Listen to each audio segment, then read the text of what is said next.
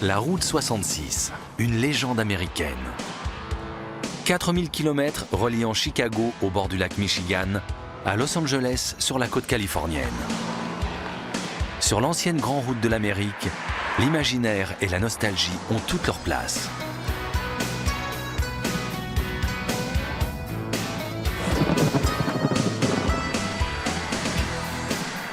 L'emprunter, c'est aller à la rencontre de ses habitants. C'est faire un voyage au cœur de l'Amérique.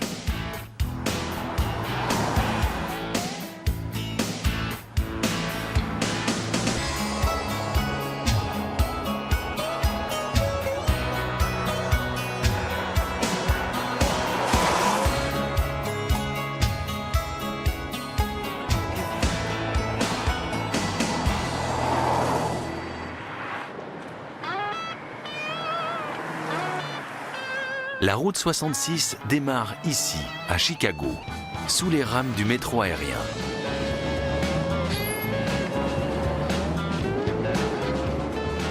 Elle a été créée dans les années 20, à une époque où l'on croyait fermement au progrès.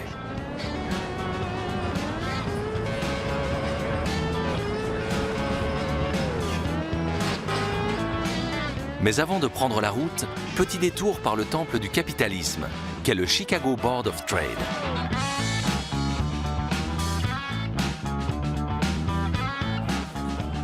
À 9h sonnantes, la plus grande bourse de commerce au monde ouvre ses portes.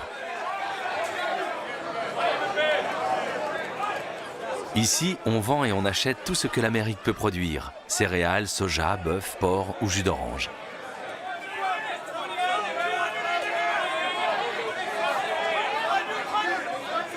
La conquête de l'Ouest a été financée à Chicago et aujourd'hui encore, c'est ici que se négocient les richesses de la partie ouest du pays. Rien d'étonnant donc que la toute première route transnationale avait pour but de relier Chicago avec l'Ouest américain.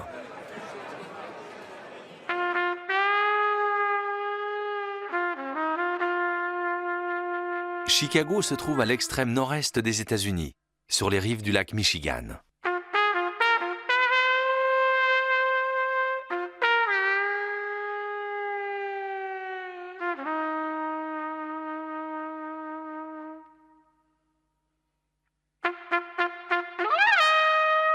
Longtemps, la ville a constitué une véritable force d'attraction pour les immigrés du monde entier. Des ouvriers polonais, des cuisiniers grecs, des artisans allemands, des policiers irlandais, jusqu'aux gangsters italiens.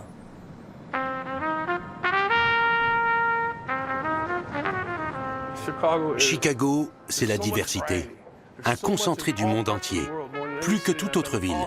Et je suis allé dans toutes les grandes villes de la planète. Chicago est un véritable creuset culturel.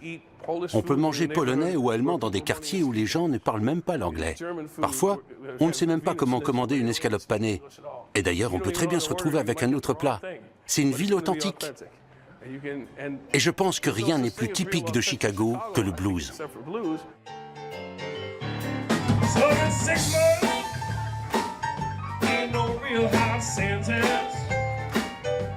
Fils d'immigrés irlandais, Marty Sammons a grandi dans le quartier populaire de Southwest Side.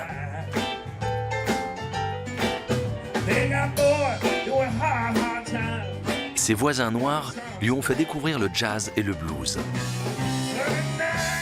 Aujourd'hui, il en joue lui-même dans tout le pays et pour cela, chaque fois qu'il le peut, il prend la route 66. La route 66 est parfaite. Il n'existe pas de meilleur moyen pour découvrir la nourriture, la culture, la musique et le peuple américain. Nous quittons la ville du blues pour rouler sur les traces de cette route légendaire.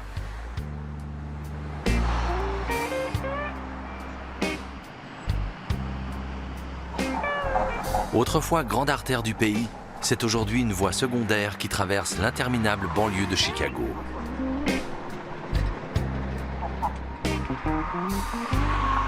La petite ville de Joliet est devenue célèbre grâce aux Blues Brothers.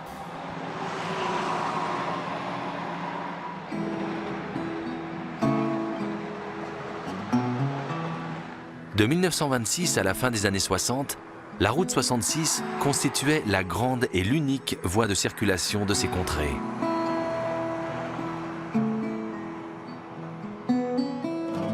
Puis, un réseau autoroutier a été mis en place. En 1984, elle a été officiellement déclassée et reléguée au rang de route secondaire.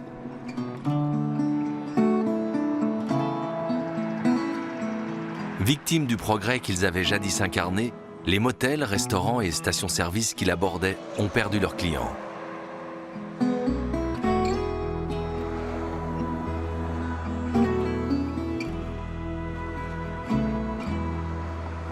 Le Cozy Dog fait partie des rares établissements à avoir survécu.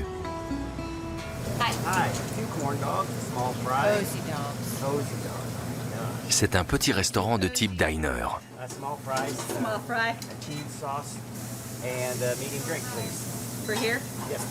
Son fondateur, Ed Waldmeyer Jr., aurait inventé la Cozy Dog, une saucisse enrobée de pâte de maïs, dans les années 40. Il a ensuite ouvert un restaurant au bord de la route 66. Jusqu'à présent, la famille a résisté à la tentation d'en faire une chaîne.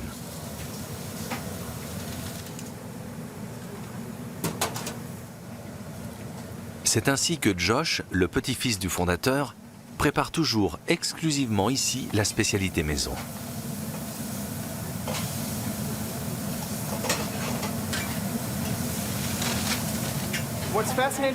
Je trouve que la route 66 est fascinante parce que c'est un pan de l'histoire américaine.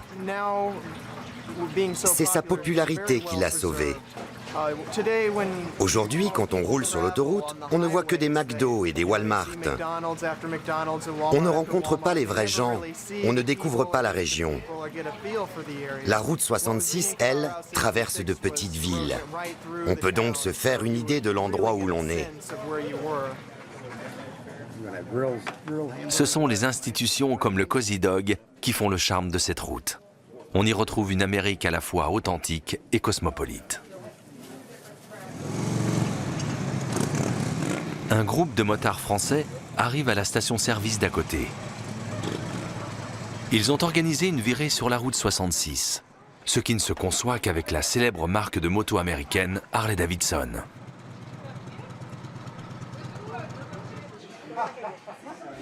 J'entends le nom de la route 66, et une énorme histoire. C'est une passion d'abord.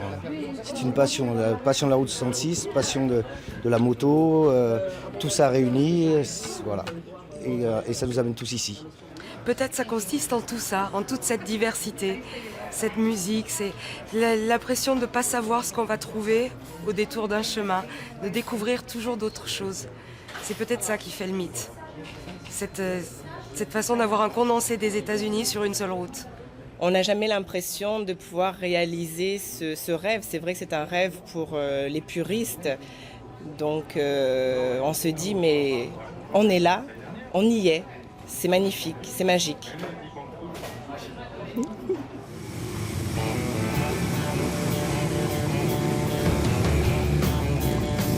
Faire de la moto, ça apporte de la liberté, ça vide l'esprit et ne plus penser à rien, faire le vide total. Et ce matin, j'ai roulé sur cette route 66 et c'était waouh, merveilleux.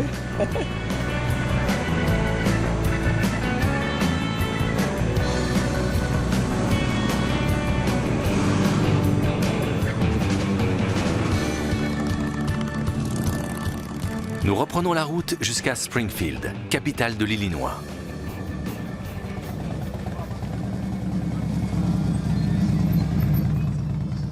Billy Shear, qui approche des 90 ans, a connu l'âge d'or de la route 66 et son déclin.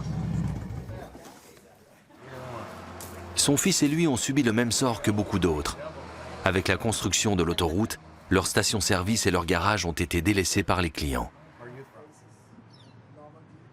C'est à cette époque que Billy a commencé à collectionner les pompes à essence.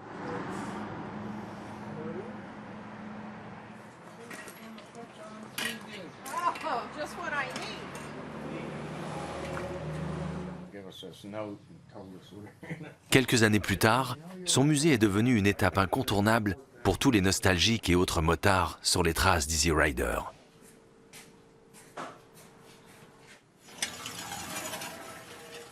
Il est particulièrement fier de ce modèle réduit fabriqué de ses mains et représentant la station-service qu'il a reprise à son retour de la Seconde Guerre mondiale.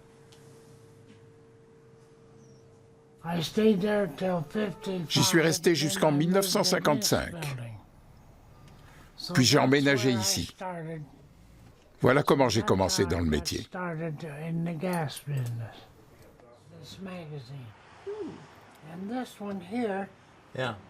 Et en 64 ans, le monde a bien changé.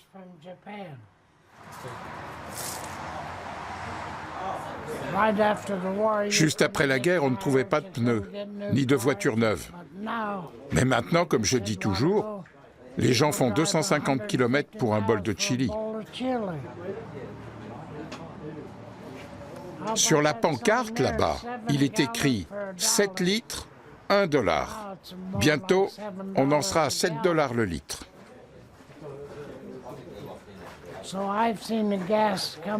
J'ai vu le prix de l'essence passer de 3 fois rien à 4 dollars.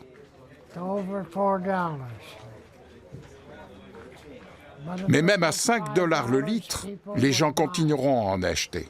Plus personne ne se déplace à pied.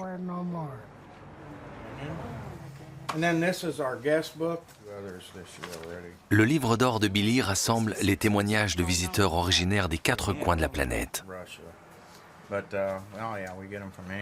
Néanmoins, ici, on ne vend rien à personne.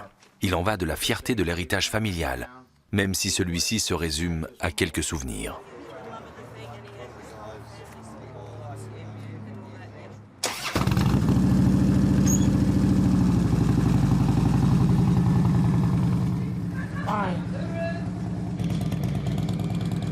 Parcourir la route 66, c'est faire un voyage dans le temps, retrouver une Amérique qui n'existe plus.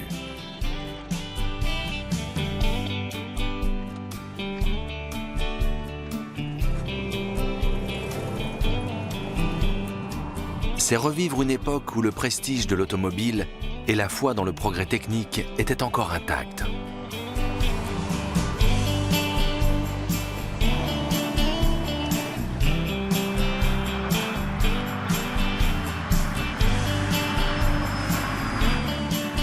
Juste à côté de l'ancienne route, ces voitures d'un autre âge attendent d'incarner à nouveau le rêve américain.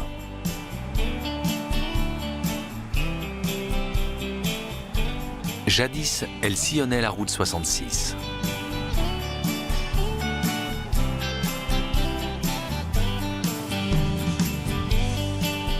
Et si ces hangars ont des allures de musée, ils abritent une armada de véhicules en parfait état de marche.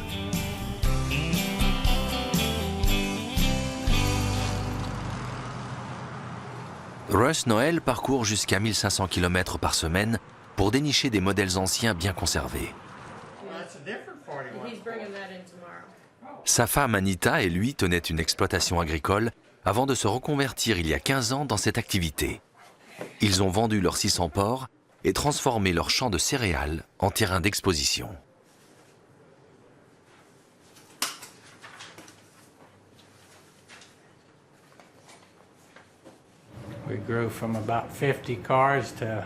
On est passé de 50 véhicules à près de 600 aujourd'hui.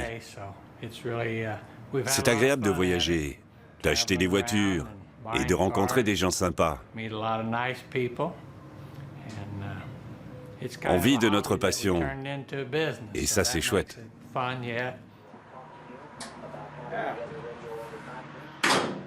Russ ne retape aucune de ses voitures. Il se contente de jeter un coup d'œil sous le capot et de faire un essai. Il les revend telles quelles.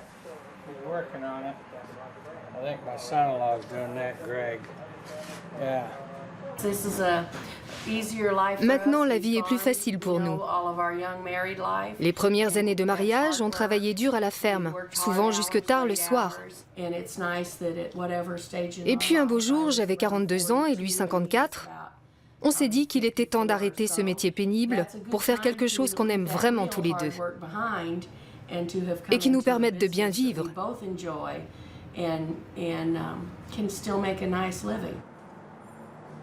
Tim McBride est de l'aventure depuis le début. C'est l'expert maison.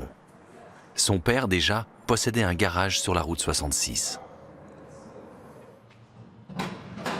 Voici une Chevrolet Bel Air de 1957. C'est une de mes préférées. Tout est d'origine. 4 litres et demi, 8 cylindres. Elle est comme neuve.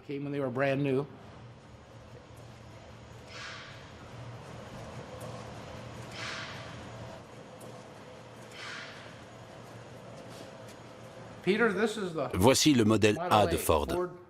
C'est avec ça que tout a commencé dans ce pays.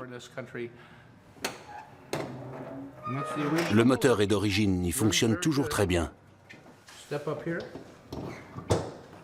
À la place du coffre, on a un siège arrière. C'est ingénieux. Dans la plupart des véhicules, les fenêtres arrière ne s'ouvrent pas. Mais ici, il y a une vitre coulissante. Et il y a aussi ça. La plupart des modèles ont 6 cylindres, mais celui-ci a un moteur 8 cylindres en ligne, ce qui est rare. Il est très silencieux. Sur l'autoroute, on peut faire facilement du 130.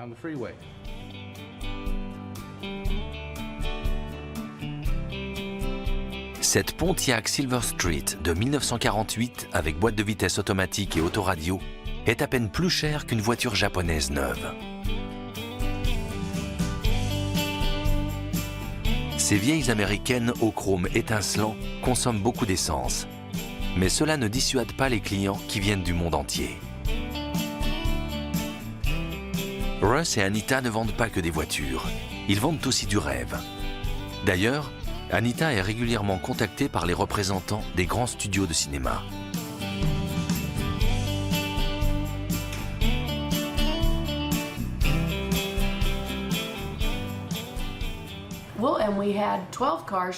On a envoyé 12 véhicules dans le Connecticut pour le dernier Indiana Jones avec Harrison Ford. Et ça nous a fait vraiment plaisir. On n'avait rien demandé. On n'a pas cherché à travailler pour le cinéma. C'est eux qui sont venus vers nous. Et on en est très heureux.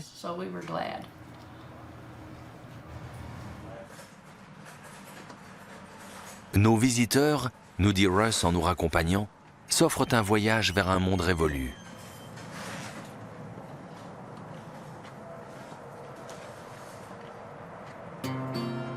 Un monde qui semble meilleur aux yeux de nombreux Américains.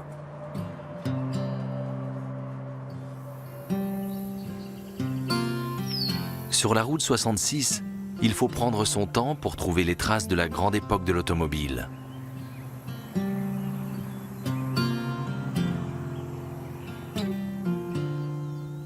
Près d'un ancien tronçon de route, nous découvrons un motel envahi par la végétation.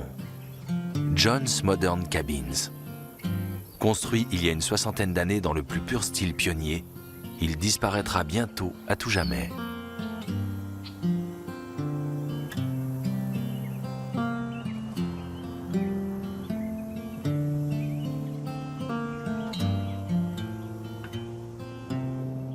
Mais il n'y a pas que des nostalgiques qui empruntent la route 66. Le sergent-chef Michael Ross est State Trooper, policier de l'État de l'Illinois, et il circule de temps en temps sur la route 66. Selon lui, cette voie aujourd'hui quasi déserte incite de nombreux automobilistes à rouler à toute allure. Nous le suivons depuis peu de temps et déjà il doit intervenir. Le radar affiche 100 km/h alors que la vitesse autorisée est de 88 km/h. Les appels de phare indiquent au conducteur qu'il doit s'arrêter immédiatement.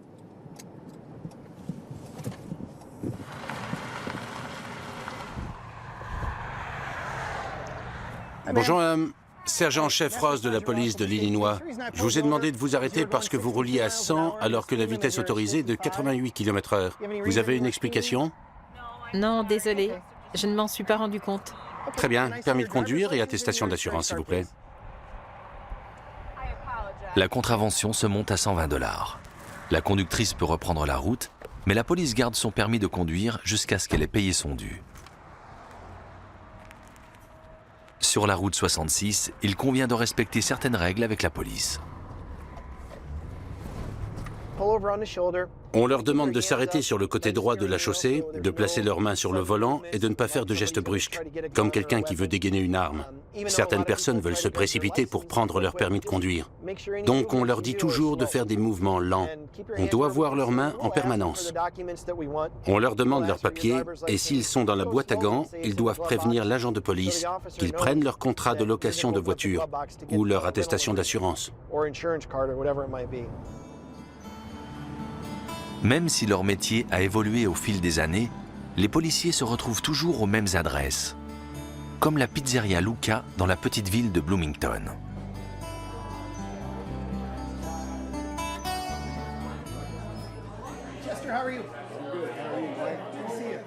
Le lieutenant Chester Henry fait également partie des habitués.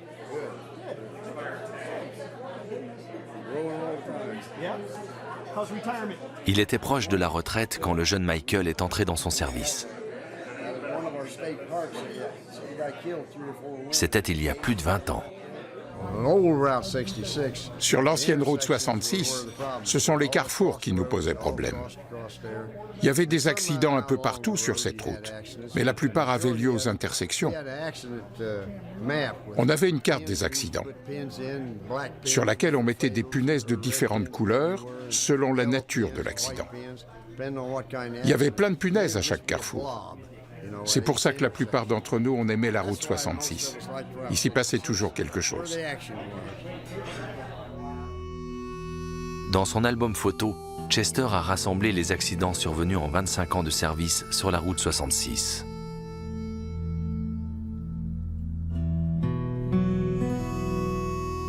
Dans les années 60, l'autoroute sans carrefour a été ouverte. Ça a réduit le nombre d'accidents et les pompes funèbres ont eu moins de travail.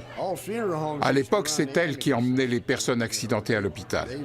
Mais après, celles-ci disparaissaient sans payer. Les pompes funèbres ne touchaient de l'argent que quand un accident était suivi d'un enterrement.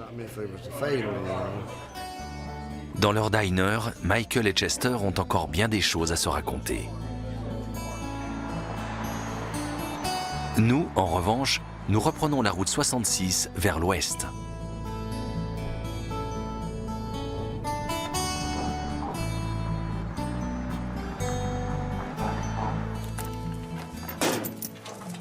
Quelques kilomètres plus loin, nous rencontrons Carol Stutter. Nous sommes vendredi soir à Litchfield, dans l'Illinois. Comme tous les week-ends de mai à septembre, et depuis plus de 50 ans, les premiers clients se pressent pour obtenir les meilleures places.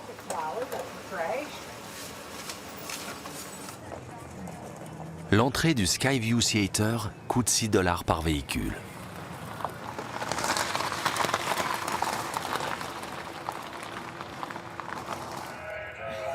Autrefois, on comptait 47 cinémas drive-in le long de la route 66. À présent, il n'en reste plus que 8. La principale attraction était les Love Lanes, des coins plus tranquilles pour les couples d'amoureux de l'Amérique puritaine des années 50. De nos jours, on apprécie surtout l'ambiance détendue des Ozons, comme on surnomme ici les cinémas de plein air.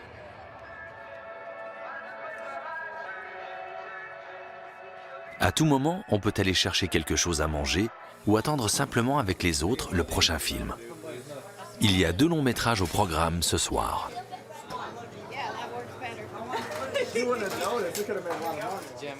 Cependant, le Skyview est en danger.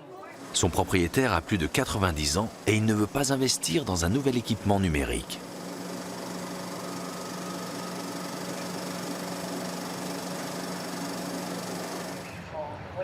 Le jour où les distributeurs ne proposeront plus de films sur pellicule, on trouvera peut-être ici un centre commercial.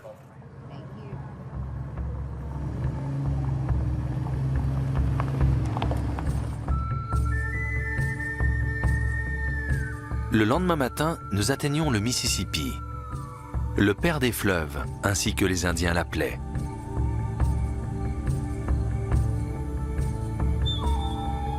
Sur ses rives se dressent les vestiges de Cahokia, jadis la plus grande ville amérindienne au nord du Mexique.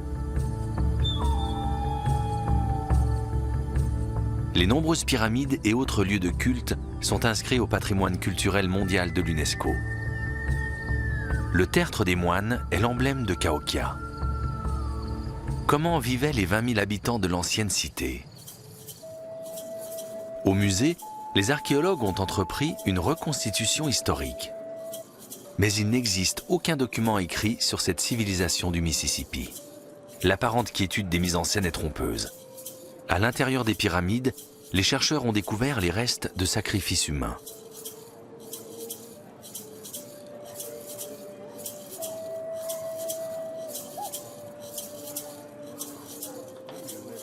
Une fois par an, le musée consacre une journée aux objets trouvés le long du fleuve. Larry Muller et sa fille Anne Cicero font partie de ces Américains toujours plus nombreux qui s'intéressent aux peuples ayant vécu bien avant eux sur leur sol. Les archéologues fournissent des renseignements sur l'ancienneté et l'origine de toutes sortes de pièces.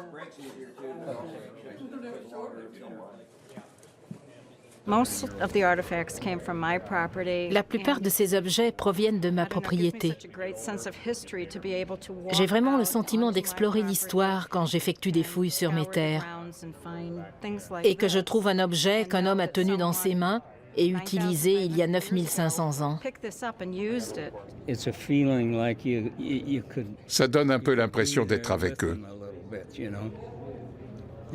Si seulement c'était vrai. J'aimerais tellement savoir comment ils s'y prenaient pour tuer du gibier avec ces outils primitifs.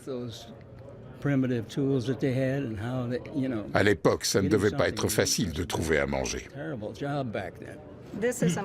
Voici un mataté, une meule qui a une surface lisse et incurvée.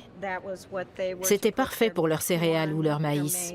Ensuite, ils utilisaient un manneau comme celui-ci pour moudre.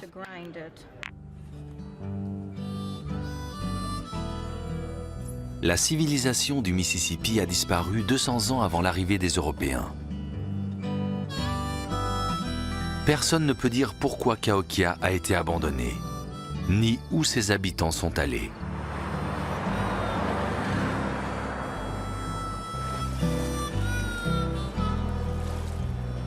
Depuis 1929, la route 66 traverse le Mississippi sur le Chain of Rocks, un pont qui symbolisait jadis le progrès. Il y a quelques années, il a été question de le démolir. Aujourd'hui, il est réservé aux piétons et classé monument historique.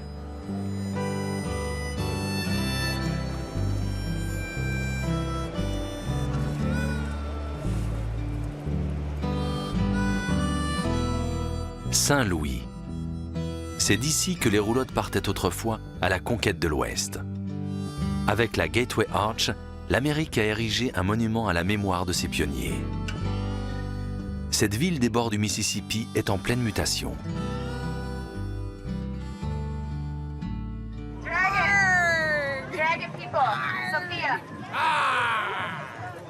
Le 5 mai est la fête des immigrés sud-américains.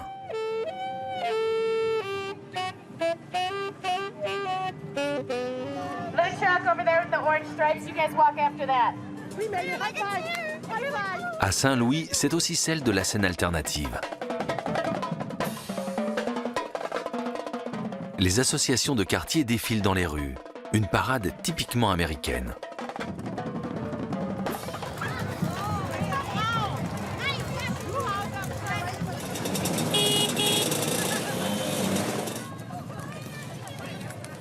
Cette manifestation est aussi l'occasion pour les habitants de montrer leur volonté de survivre dans une ville qui a connu un déclin sans équivalent au cours des 50 dernières années.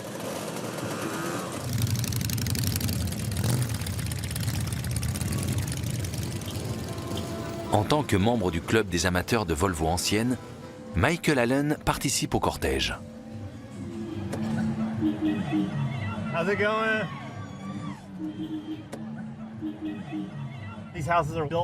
Beaucoup de ces maisons ont été construites par des artisans d'origine allemande. Dans les années 20, c'était un quartier très vivant.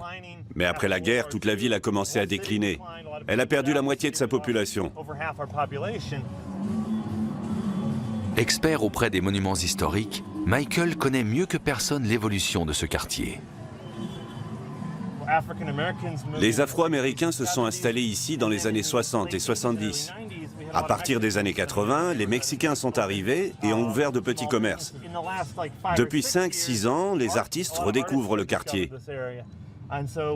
Actuellement, il y a plus d'une douzaine de galeries et beaucoup de petites entreprises spécialisées dans l'art.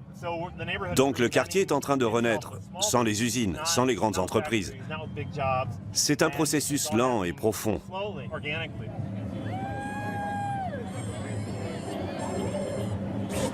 Comme bien d'autres, Michael a quitté la banlieue pour s'installer dans ce quartier.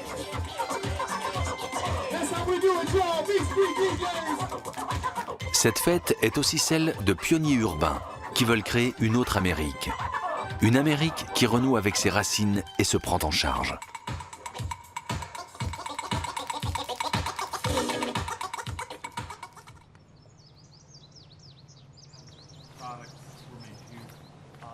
Guidés par Michael, nous plongeons maintenant dans une époque oubliée.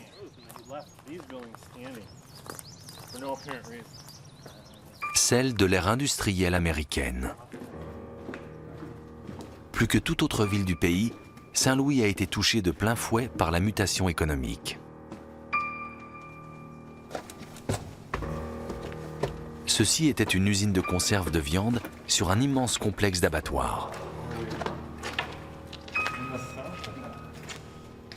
La salle des machines a été arrêtée voilà 50 ans et laissée à l'abandon.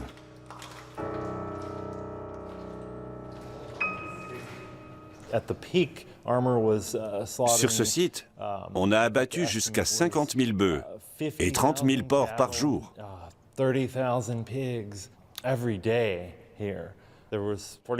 4 500 personnes travaillaient ici. Il y avait 2 autres usines qui employaient 2 000 personnes et les abattoirs eux-mêmes en employaient près de 3 000. Au total, plus de 10 000 personnes travaillaient ici 24 heures sur 24 pour approvisionner l'Amérique en viande.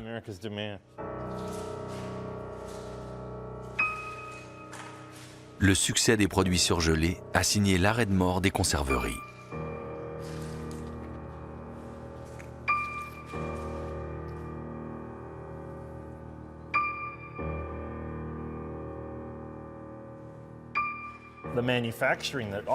L'industrie qui a fait les beaux jours de Saint-Louis et de la région a en grande partie disparu aux États-Unis. Saint-Louis était aussi un centre majeur de la métallurgie. Et celle-ci, comme bien d'autres industries, est désormais implantée en Chine, en Inde et ailleurs dans le monde.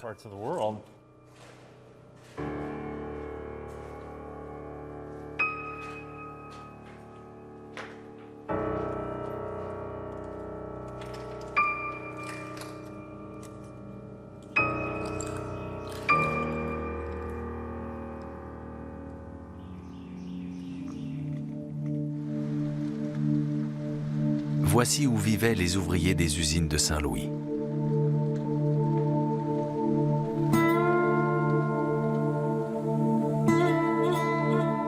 Des quartiers entiers aujourd'hui désertés.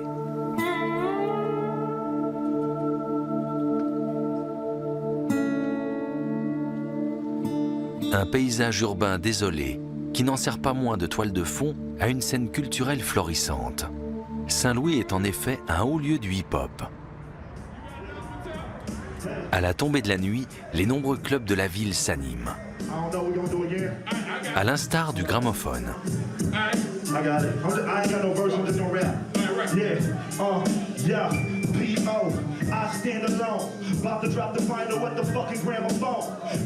À Saint-Louis, le hip-hop n'est pas cantonné dans un ghetto. Pour le rappeur Tefpo, c'est une musique qui permet de repousser les frontières de la bêtise et du racisme.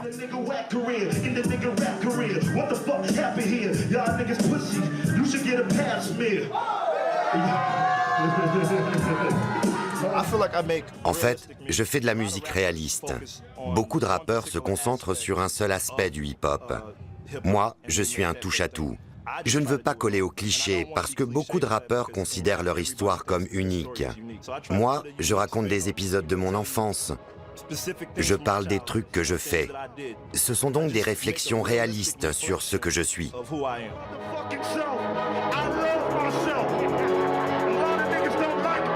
Tefpo fait partie d'une nouvelle génération de rappeurs qui se sont affranchis de l'attirail du macho. Grosse voiture et chaîne en or.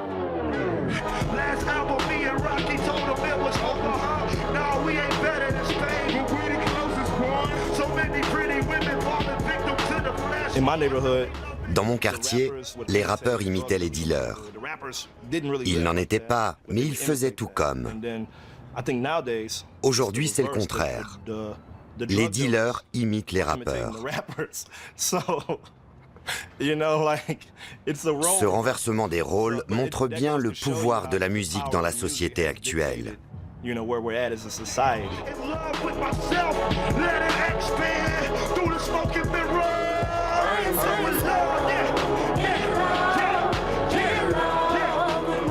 La vie est dure, clame Tefpo, mais tu finiras par surmonter les problèmes si tu crois en toi et que tu t'acceptes comme tu es.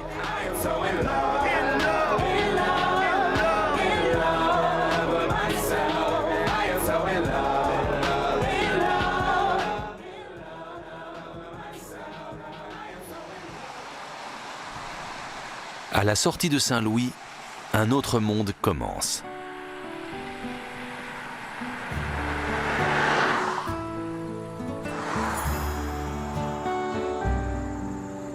Dans le sud du Missouri s'étend une région vallonnée, les Ozarks, une carte postale de l'Amérique.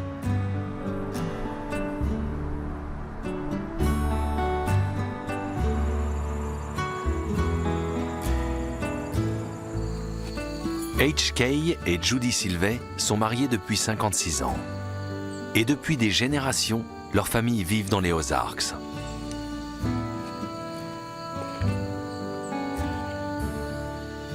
Dans les années 60, H.K. a travaillé à la construction de la fusée Saturne qui a emmené les astronautes américains sur la Lune. Puis sa femme et lui ont acheté cette exploitation agricole, élevé 4 enfants. Et seule la mort, disent-ils, les feront partir d'ici.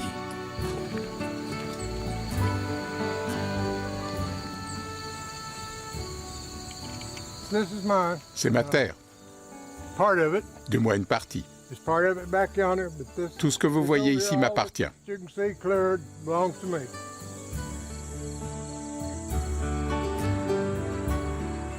130 hectares de terre, 70 bêtes. Ça suffit pour vivre, estime H.K.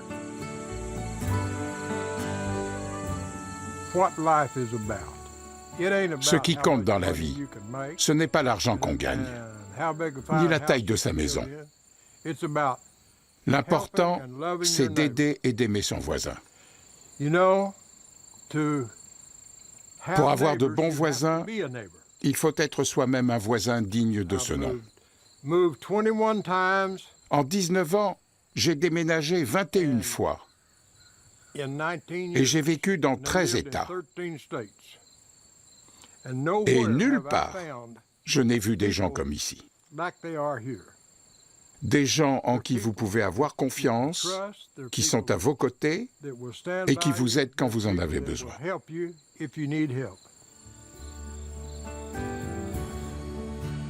H.K. et Judy ont eu besoin de cette aide lorsqu'ils ont traversé de bien dures épreuves, comme la mort de leur fils dans un accident et peu de temps après, de gros problèmes de santé.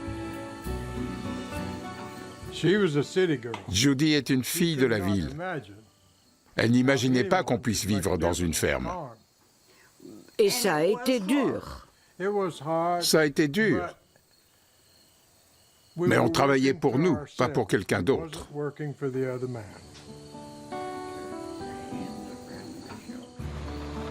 Aujourd'hui encore, à 78 ans et comme tous les lundis depuis de nombreuses années, H.K. sillonne les collines des Ozarks qu'il aime tant.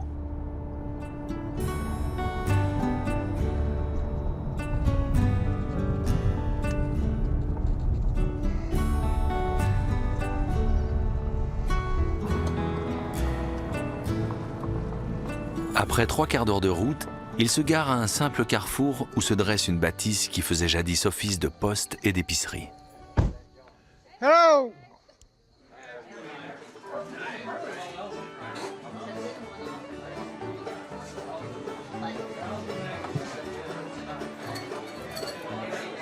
Depuis quelques décennies, les fermiers s'y retrouvent pour partager le repas, échanger les dernières nouvelles et jouer de la musique, ou plutôt du bluegrass, le genre musical traditionnel des Ozarks.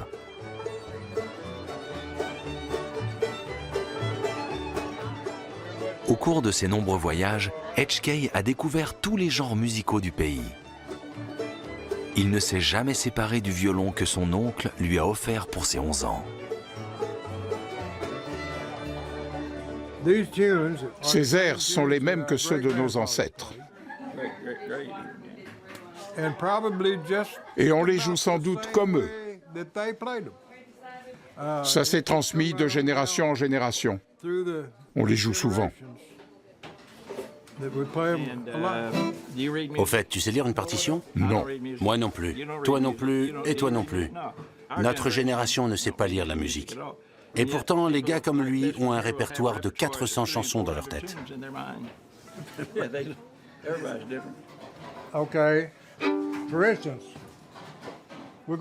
Je vais commencer par un accord en sol.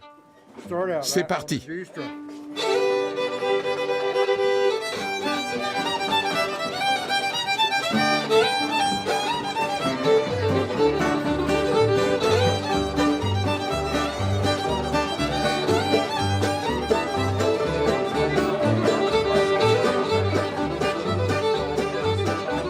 Cette musique est arrivée au XVIIe siècle sur le continent avec les immigrés écossais et irlandais. Puis la tradition s'est transmise lors de rencontres comme celle-ci. Le bluegrass, tel qu'il est joué ici, est une musique sans parole. C'est le violon qui raconte les histoires et qui donne le tempo pour le quadrille.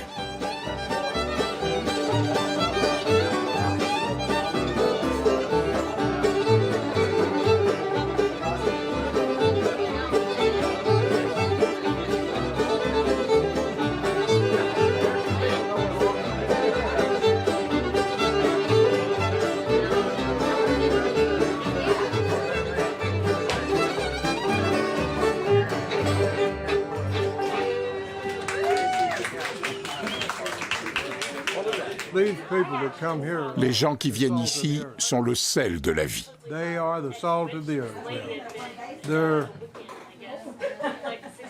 Ce sont mes amis et les amis de mes amis. Vous voyez les photos là-haut? La plupart sont des joueurs de violon qui venaient ici et qui sont morts aujourd'hui. Nous, on est toujours là. Ce qui compte, c'est de se retrouver entre amis, d'être ensemble et de passer un bon moment. Voilà ce qui compte.